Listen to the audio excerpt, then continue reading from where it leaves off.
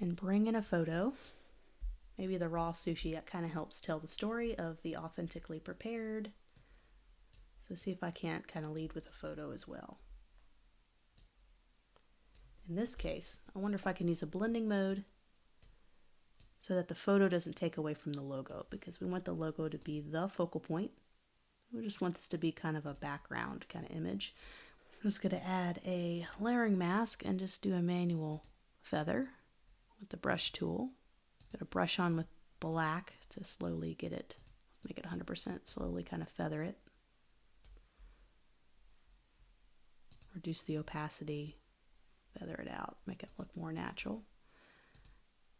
Do a blending mode, maybe luminosity, and also reducing that transparency. We just want it to be kind of a background photo that's not going to take away from the logo. See how that, very subtle. Let me sharpen it.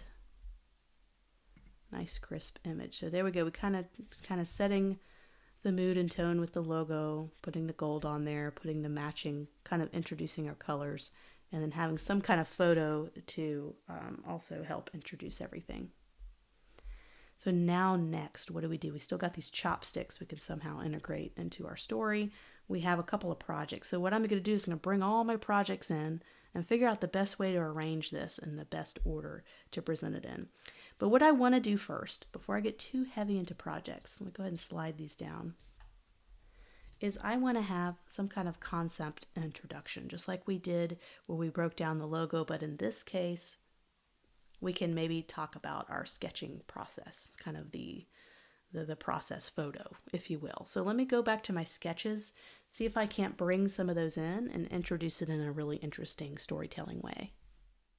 Starting to bring in some typographic elements and trying to get the size so that I can, if I need to explain my process, I can have a header and some body copy that has a good sizing to it.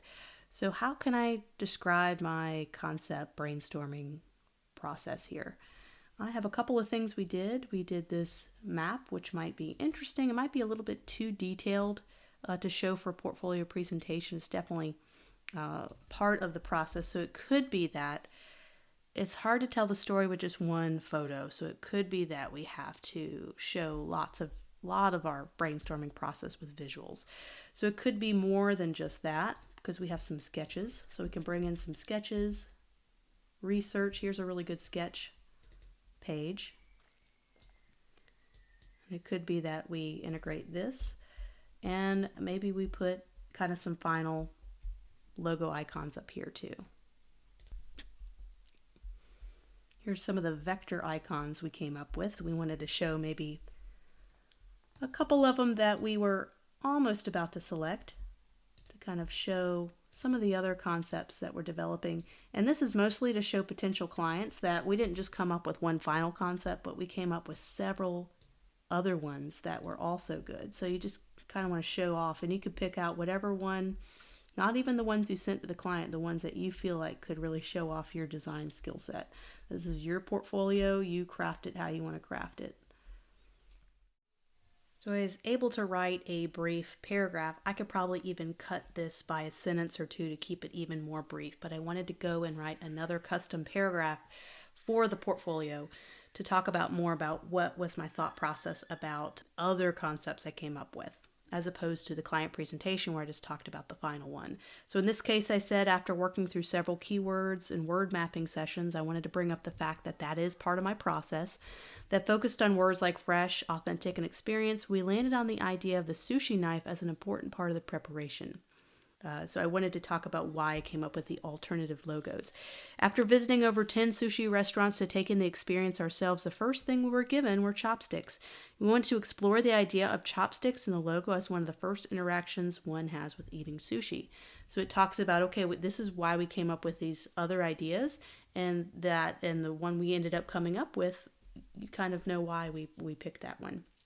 So I just showed a little bit of our mapping process, a little bit of the sketching process. You may not want to, don't overwhelm this page with too much, and this could probably even be tailored a little bit. I could even zoom in on the sketch that we have of the chopstick right here instead. So if I wanted to bring this in from our client presentation, remember this little icon here? Let's bring him in.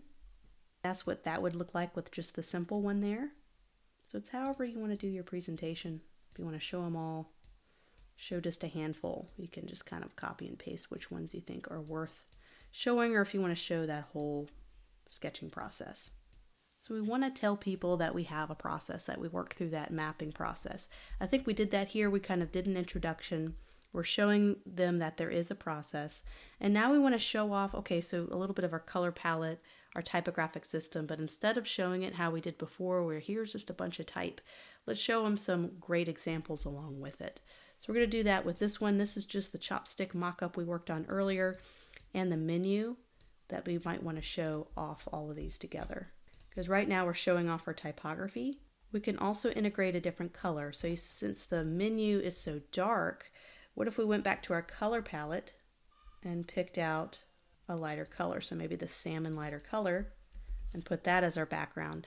And it's also nice on Behance when you're looking at a presentation and you see a change of background color. Instead of everything being the same color, it switches it up. You see that in web design a lot, where they'll have one background and then you scroll down and then it kind of switches on you, kind of keeps it fresh so that not everything looks static and stale.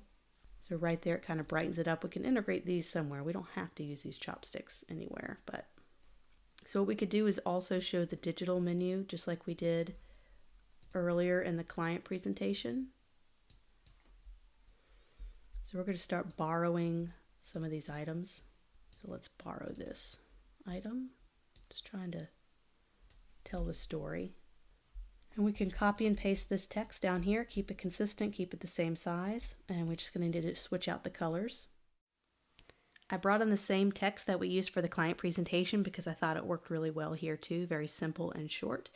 And I'm showing almost 4 different projects here in one page. So I have a menu, I have a digital application, I have an icon, and I have some of the chopsticks kind of shown again.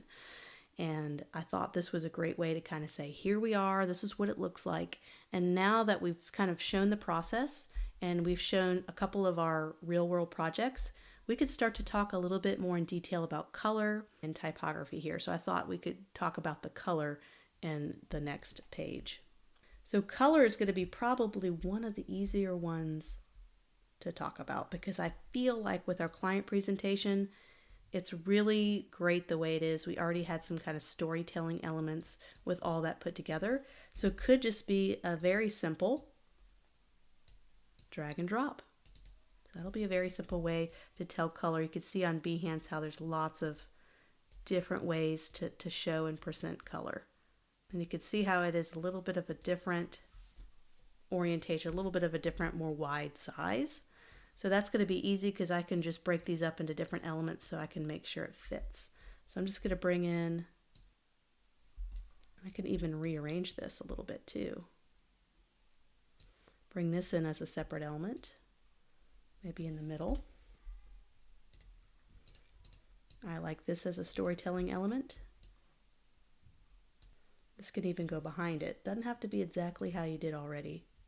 And we could even split up the colors. So we can bring in stone gray. And let's bring in the others as separate elements. Now that we got them all in here, we can select them all in our layers panel just to make them all the same size. We can even do 2. We could put our 2 brightest hues on one side. And these came in as vector objects, so it should stay nice and sharp. So I just came up with a new arrangement for the portfolio presentation, a little bit less focusing on all the detailed color information. That's not quite as important as the names and the inspiration part. So I put more of an emphasis on these thumbnails of the colors rather than all the little technical details of the colors. And in some cases, you might not even need the text on those little colors because, you know, you're presenting an idea. It's a little bit less on actually using those hex code colors and so forth. So it's just kind of finding ways to figure out what's more important to a potential client to see is the ideas and a little bit less the technical information. So we have color, we have examples, we have brainstorming, we have the front cover. So let's kind of see what the next couple pages could look like, things that we want to talk about.